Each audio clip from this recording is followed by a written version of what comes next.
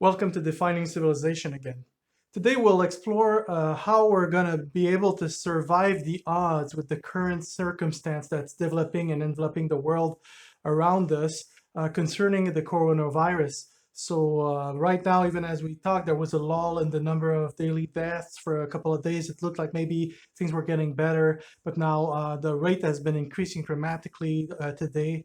And that brings me to the first theme I want to discuss with you folks when about this topic of surviving the odds is the media, the politicians, they are involved in crisis management. They want to avoid people from overreacting. They want to preserve the economy as it stands right now for as long as possible. And so they keep moving the goalposts, and whenever possible, they will try to placate any worries with a narrative that kind of tells everybody that things look like they might be okay and the stock market could get better and the deaths are going down. We have less hospitalizations. So this is really, really convincing. Even for me yesterday, it was casting doubt on my whole analysis. But if we go back to the first video I did, it was about the fact that the leading epidemiologists across the West were saying that this thing is almost unstoppable and will infect most of the world, up to 80% of the world population. And of this, maybe roughly 5% will die, and maybe even more once the healthcare systems become overwhelmed, plus the economic impact. So we're talking about like maybe a worst case reasonable scenario of 10% of the population dying of a given area. And since this is a global phenomenon, this could be the entire planet. So it's really easy to be misled into a false sense of security, of stability by those by those stakeholders in the media and the politics, so the body politics. So really, my first advice is you have to shield yourself from this. Yes, we listen to them, of course. We hear them, but we have to discern their own agenda, which is not automatically evil or bad. It's just they're doing crisis management at the macro level. They're trying to keep all the cards from falling apart in the castle of society. And as for us individually, however, we are seeing that this is kind of skyrocketing, and it's breaching across borders, across regional lines. And even where I am in Quebec, we have tomorrow we'll probably have more cases than Korea. We'll probably have more deaths than Korea, and yet we're just a small province of 8 million something inhabitants. So it's kind of worrisome. Like in New York, we're seeing people in grocery stores, the grocery workers starting to die. It's very negative, but we know that even going out for groceries, that's a vector of transmission. If these people are ill-equipped and ill-trained to deal with the situation, if they're not doing any of the advice I've discussed before, they're going to expose over time themselves to dangerously high loads of viral particles, which can overwhelm the system, even though they are young and healthy.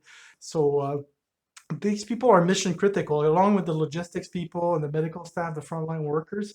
All of them are starting to suffer casualties, deaths, because they are frontline. They're exposed to sick people, and also the virus is airborne. It is airborne when just by breathing. Obviously, I guess it's kind of catching on, latching on to the CO2 particles that we expunge every time we breathe out. So this stays in the air, sometimes can stay up for a couple of hours, and can go as far as 30 feet. And we're not even talking about symptomatic coughing or anything like that. We're just talking like the general transmission. So for me, this is what I've been hearing from MIT, from scientists in China.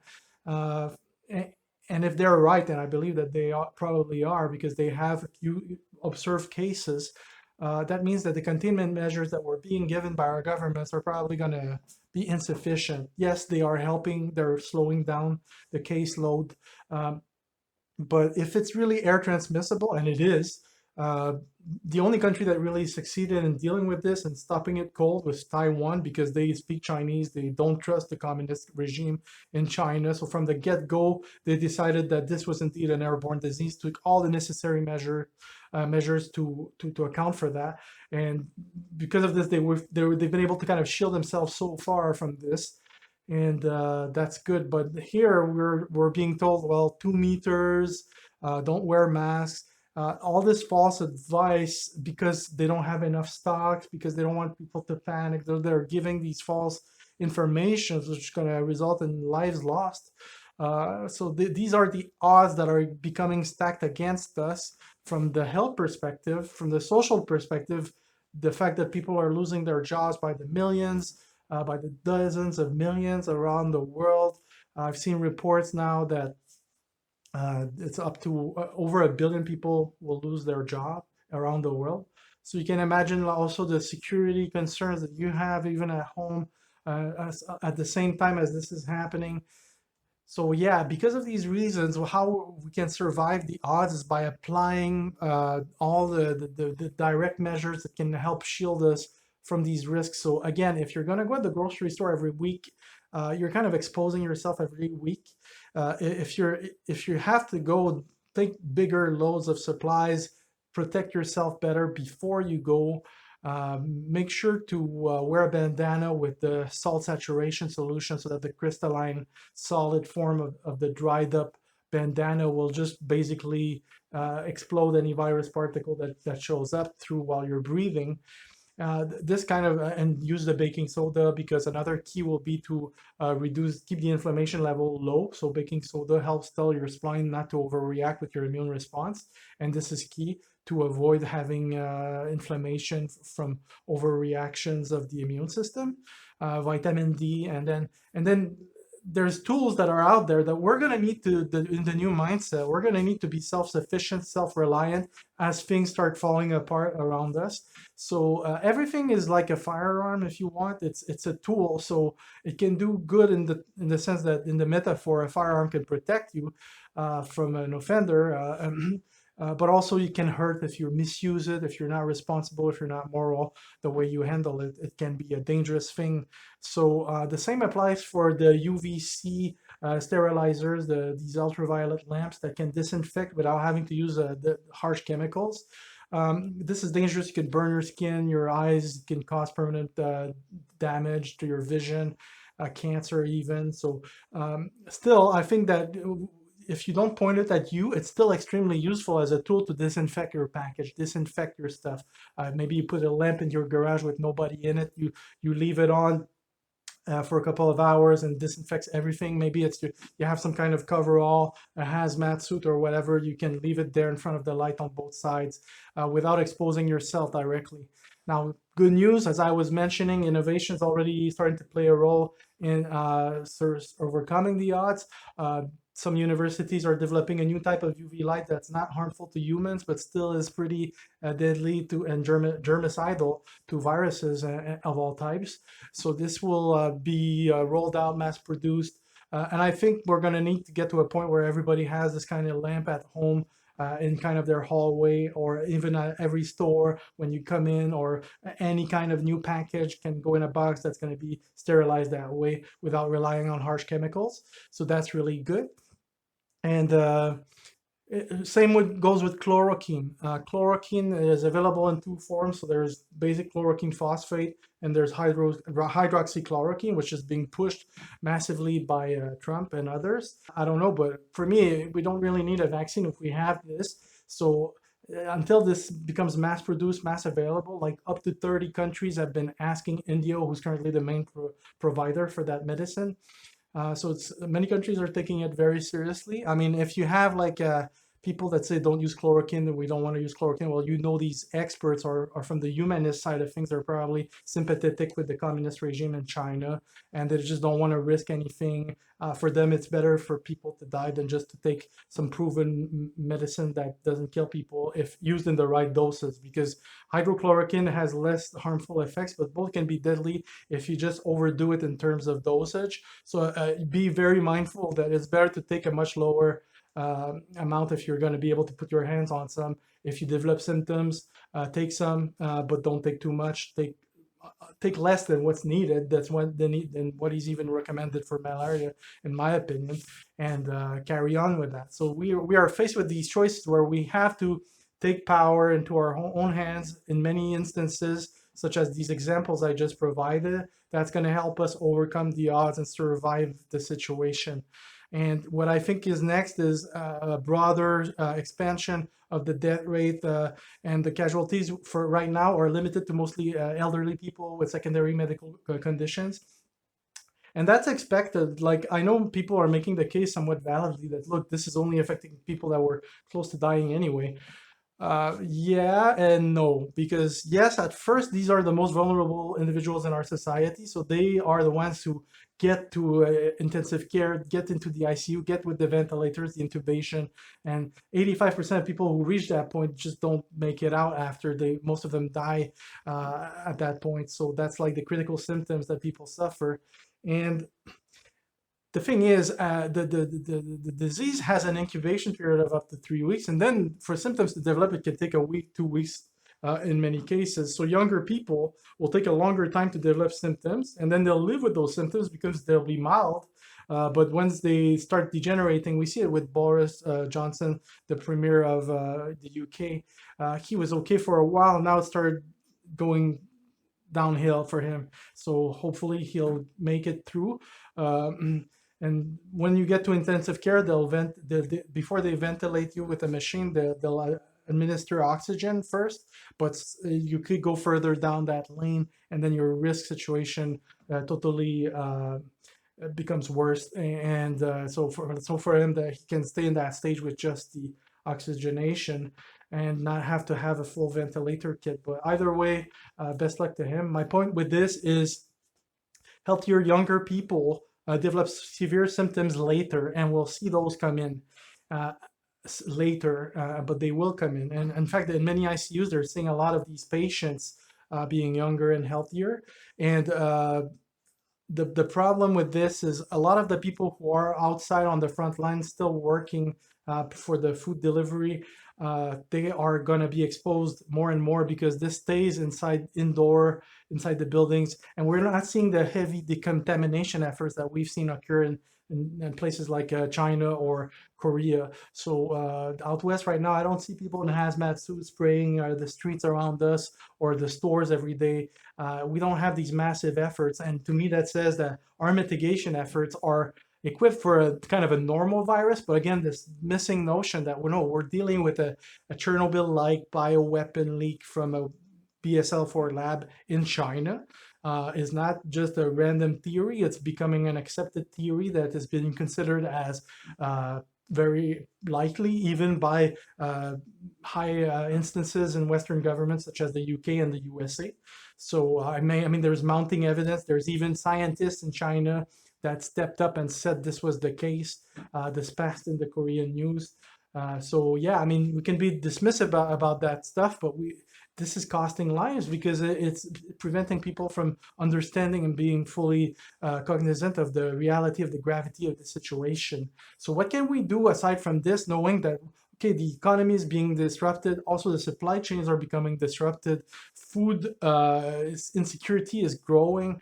There are a lot of instances, the Canadian government, the UN are saying food insecurity is growing already. We're expecting to see more shortages of key items. Maybe they won't be restocked.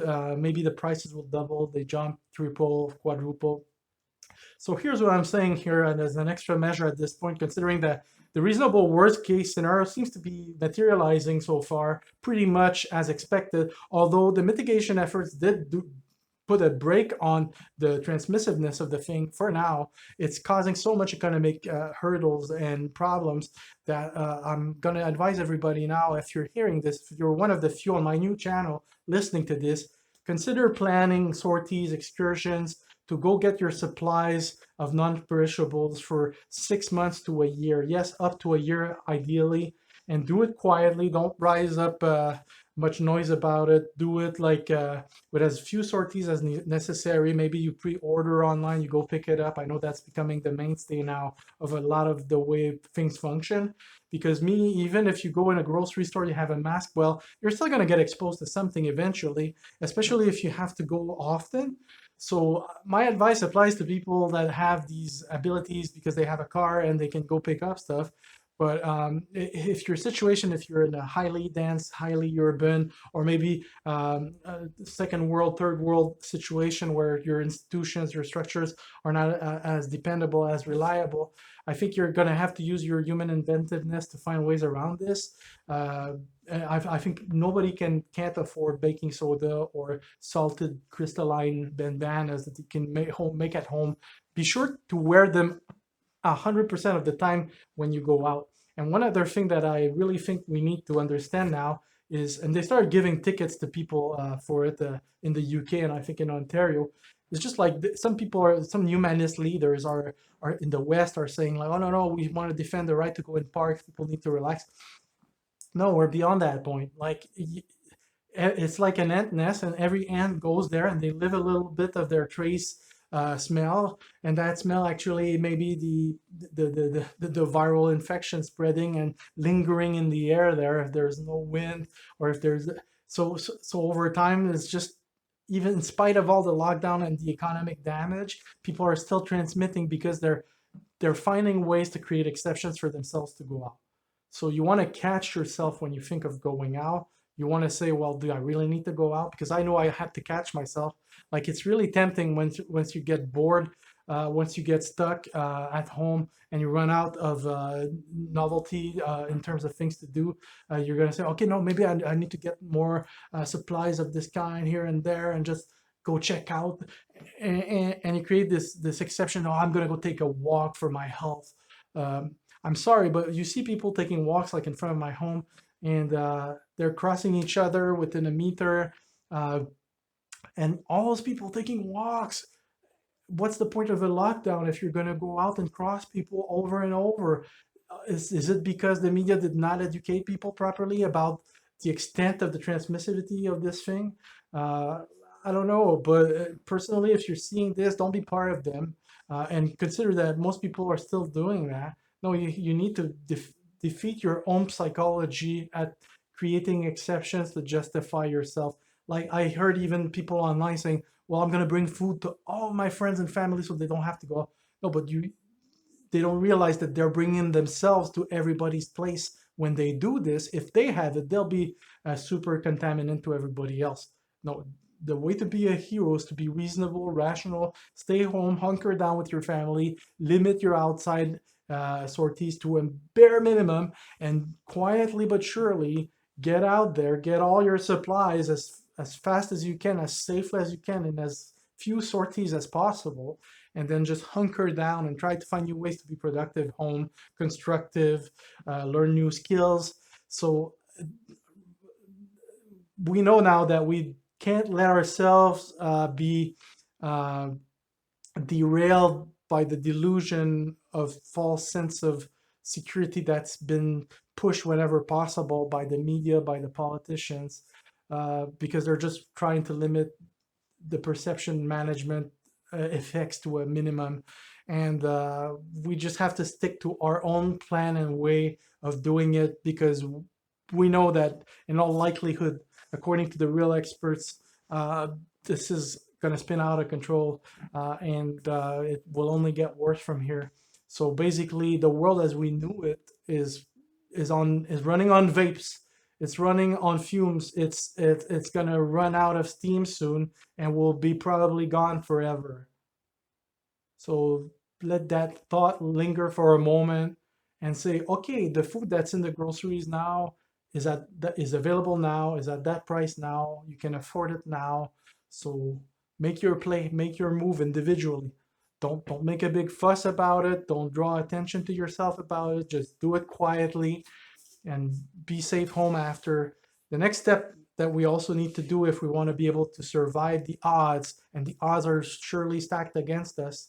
So you want to get seeds, you want to start having a garden. And of course, if you're indoors, you're going to have to skip to my next step, which is usually the step later, which is microgreens, hydroponics, indoor 365 production of microgreens. So on one hand, you have your long-term supplies of non-perishables, and on the other hand, for the perishables, the vegetables, the fresh vegetables and stuff, you do the gardening instead of going to the grocery. That's how we limit our sorties and become self-sufficient in case the supply chains completely break down. If the workers stop showing up, who knows? It's a valid risk potential at this point. I am not a prophet. I'm not here to predict the future. Remember, we are collectively together as a team talking about uh, realistic, reasonable, worst case scenario planning. And that's what we're looking at. We're looking at the negatives so that we are realists, we are pragmatists, we are rationalists, if you want, and we will not let ourselves be defeated by inaction or by ignorance. We will take the reasonable, effective steps that can assist us in pushing the odds of negative outcomes away from us individually and for our families. And then we'll have broader discussions about society, how it's going to be able to move forward, reinvent itself, and be better than before. But in between, there's that huge phase of chaos which we're now entering. And so that's my advice to you guys: is keep up the actions that will keep you safe. Do not be mesmerized by the media political double talk, because there's a lot of vapor talk in what they say. It sounds good in the moment, but at the end of the day, this ball is dropped, this thing is spreading, this thing is deadly, this thing is real. So we really need to take action now while we still can. And I know that many would not agree with a lot of what I say, but I think it's better to be prepared at this point than to be a victim. And the first thing we can do for that is continue taking baking soda, half a teaspoon, dissolved in hot water that we drink every day. Every time we think we've become exposed or we've gone outside, we can do this for like 2-3 weeks. If you've just been home for over a month, I don't think you need to take the baking soda, the vitamin D anymore, because you're in a sheltered environment. You're non-interactive with the risk vectors of propagation. So everything in good measure. We all have the gift of a sound mind. Let's make use of it. And this is how we can survive the odds and see the next chapters of the story come about without being completely helpless and dependent on external actors to come and assist us. Because we see a lot of this happening at the social level. They're asking for help, but we need to stop asking for help and start producing our own masks, producing our own respirators, producing our own ventilators, producing our own safe UV lights that are germicidal. We need to produce our own raw materials for chloroquine. We need to produce our own food more regionally, locally. We need to reorient and readjust the supply. But these are all broader questions that is more like at the governmental level, at the regional governmental level. I think we're headed back towards kind of a neo-feudalism type society, and I don't think that's automatically a bad thing. It's just that's how it is, and I'll explore that with you in my next video. So coming up, the Great Collapse, and the next after is the new civilization, the next civilization, because I think the modern civilization that we know now is just about to retire, to hang up, to be discarded. It's going away. It was unsustainable already in so many ways, but now this is like the black swan event that really trickles into a broad derailment of everything. So yeah, that's where we stand. I hope you will act on my words. I hope you'll be back to watch more videos. Thank you for viewing this. Thank you for liking my videos, sharing them, commenting on them. If you have a question you want to ask me, you want me to make a video about it, go on Patreon. So take care for now, and cheers.